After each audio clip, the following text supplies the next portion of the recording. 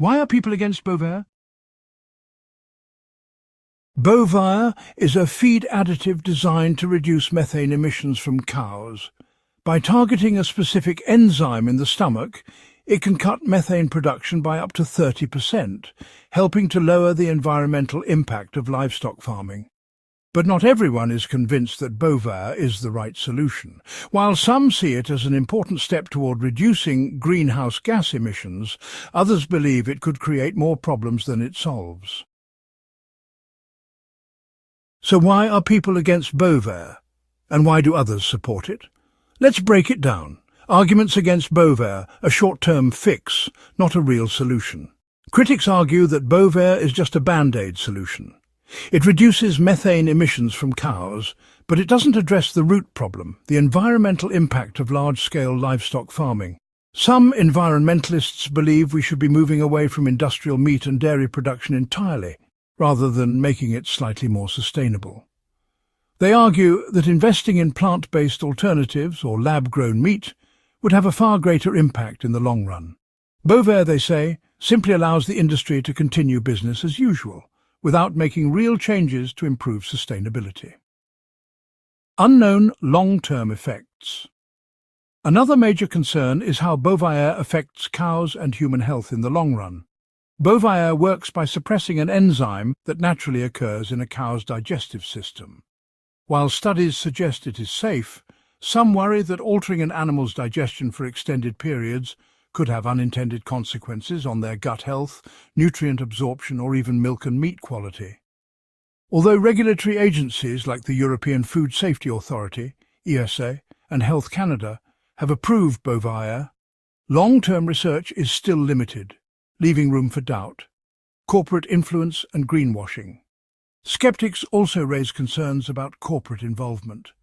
Some believe that big agricultural and biotech companies are pushing solutions like Bovaer not to help the environment, but to maintain their dominance in the food industry.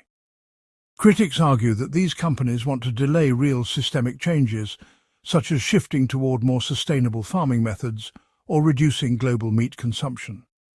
They also warn that governments might support Bovaer as an easy fix, rather than investing in broader climate solutions like reforestation, soil regeneration, or better land management.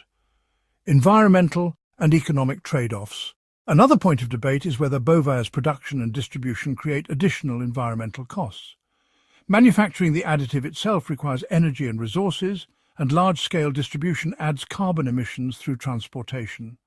Some argue that the net environmental impact of Bovaer might not be as positive as it seems. Farmers also worry about the cost of using Bovaer. Since it has to be added to livestock feed continuously, it becomes an ongoing expense, which could be harder for smaller farms to afford. If only large industrial farms can implement it, critics fear it might create an unfair advantage, pushing small farmers out of business. Arguments for Bovaer.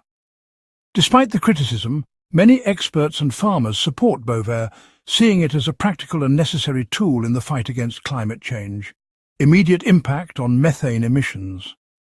Methane is a powerful greenhouse gas, about 25 times more potent than carbon dioxide over a 100-year period.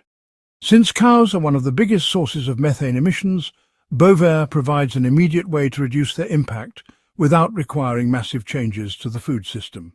While some argue for reducing meat and dairy consumption, that shift will take decades. Bovaer, on the other hand, can start cutting emissions right now. Proven safety and effectiveness. Scientific studies show that Bovaer effectively reduces methane emissions by 25 to 30% in dairy cows and up to 45% in beef cattle under certain conditions. It has been approved by multiple regulatory agencies including the EFSA, Health Canada, and Brazil's Ministry of Agriculture, with research confirming that it does not harm cows, humans, or the environment. Because Bovaer breaks down quickly in the cow's digestive system, it doesn't accumulate in meat or milk, making it safe for consumers. Livestock farming isn't going away. Supporters argue that livestock farming isn't going to disappear overnight, even as plant-based and lab-grown alternatives grow in popularity.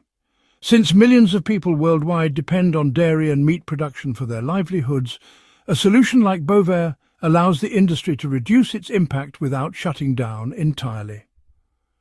Works within existing systems. For farmers, Bovaer can also be a way to meet growing sustainability demands from consumers, retailers and governments, helping them stay competitive in an evolving market.